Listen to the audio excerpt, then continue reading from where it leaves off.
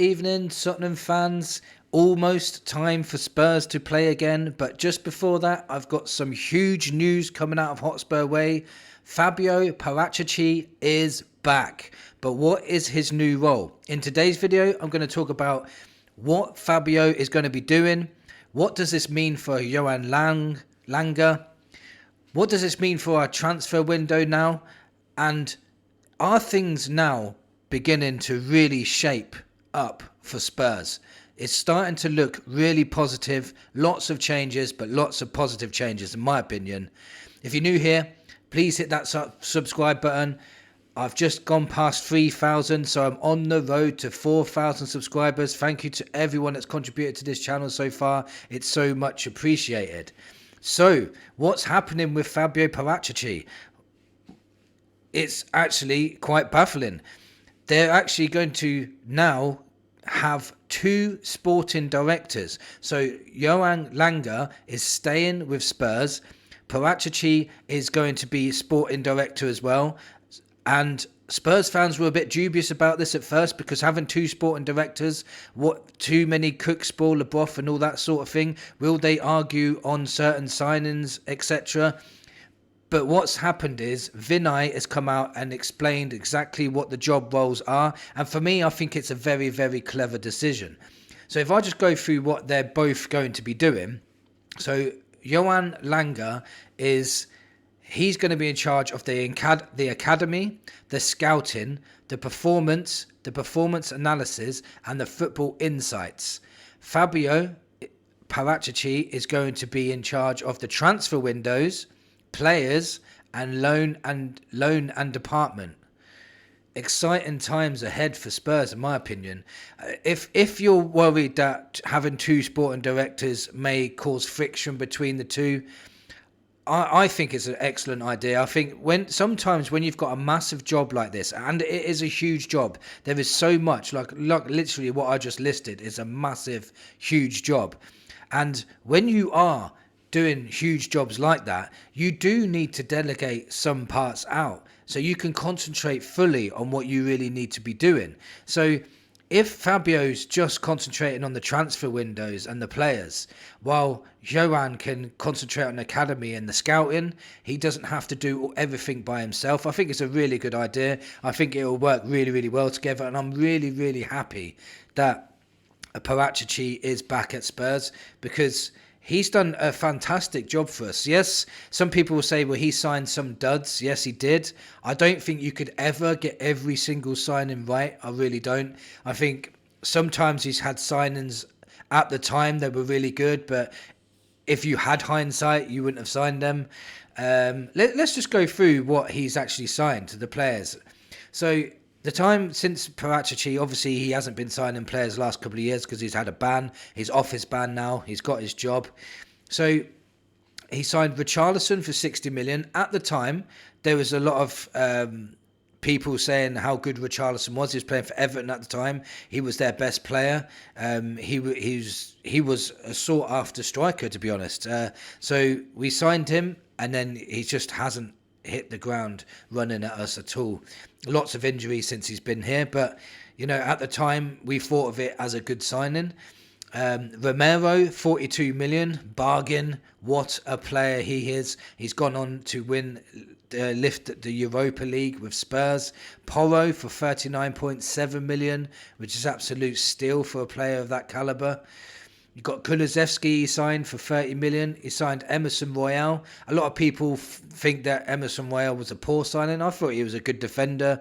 I just didn't think that he could fit in an Ange Postecoglou system. I think if we had an Emerson Royale now in a Frank system, I think he'd do a lot better. Basuma, he signed for 25 million. He was actually a top signing when we brought him. I was so excited to get Basuma in, and he was only 25 million. It was an absolute bargain. He was Brighton's best player at the time.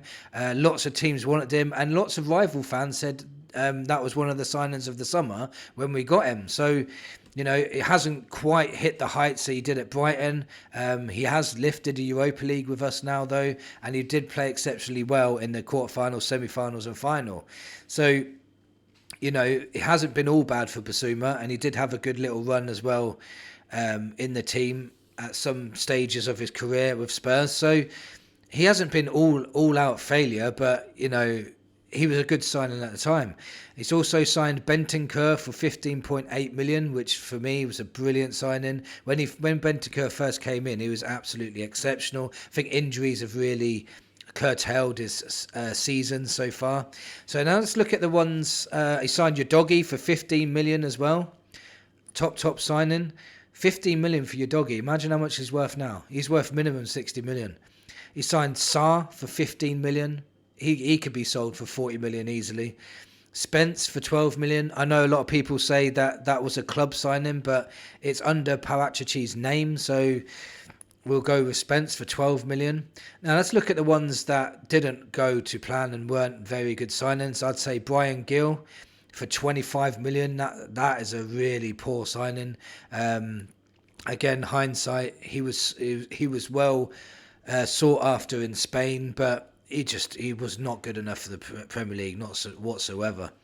He signed Lange for 12 million, which I thought was a poor signing myself. But the other signings were mainly loans. So he got Danjuma on loan, which he never really got a chance when he played for us. He didn't really play any games. He got Golini on loan as well. He got Perisic for free, and I thought Perisic was a very good signing, but obviously that long-term injury really ruined his career for Spurs. And he got Forster for free. So the poor signings he's made, probably the worst one was Brian Gill for 25 million, and then second would be Longley for 12 million. But the rest were loans and for free. And in general, he's really made some really, really top signings for me. I think he really has. So it's really good to have him back. It's really good that that you've still got Lange doing the sorting out the youngsters, the academy, and scouting for youngsters as well. He'd probably scout for Paratici as well. But it's really good to have Paratici finally going to be with us for the transfer window. And I'm so excited for this because we've got no more Daniel Levy. So Paratici is going to be going in. He's going to be looking at what kind of players is. By the way, they're both working with Thomas Frank as well. So all three will be talking about transfers, who they want, who they need to get in. And it's going to be so exciting in January, really. Levy's not going to hold things up. Hopefully things will change and it won't be the same anymore. ENIC have already come out and said they're going to pump 100 million in January. So it's exciting times with Paratici at the wheel on the transfer windows, and you've got ENIC putting money in and backing him. Frank telling everybody what he wants as well. I'm really, really excited. I think it's going to be something different for Spurs fans because it's been 25 years of Daniel Levy, and now all of a sudden it's going to be different. Hopefully it's different. What if this really bad example of something would happen? What if they what if it was the same? What if it dragged out? What if we missed out on transfers because we were holding out for 1 million here and 2 million there? And we realised none of it was Daniel Levy and it was all about ENIC because they are the guys that are in control. I seriously doubt it though, because the amount of people that said it was Levy that done it, like all the other teams, they just haven't got a connection with Levy. They just don't want to deal with him. So now that he's not here, there might be a lot more clubs now that were willing to do business with Spurs, which opens a lot more doors and a lot more windows for Spurs to really go and get the players that they actually want and stop settling for second best. I really hope that Paratici and Lange and Frank are looking at some top quality signings. I still want them to keep looking at youth as well. I think getting youth players in is very, very important. Keep building on them as well. Just build an army of young, talented players. Because if some of them don't work out and don't get into the first team, hopefully we can start selling a few players as well. And using that money from the academy or the ones we sign when they're young and selling them on for a fee. Hopefully that will work in your PSR as well. And that will just push us on to sign top quality players every single transfer window. We've got a lot of catching up to do with the big boys. But I really do feel like we're heading in the right direction now. And I'm really excited to have two sporting directors. I think that's a brilliant idea. I really do. I think it's a genius idea because At the end of the day, like I said, delegating the jobs out specifically to two different people with their two biggest strengths as well. Paratici's biggest strength is the transfer window.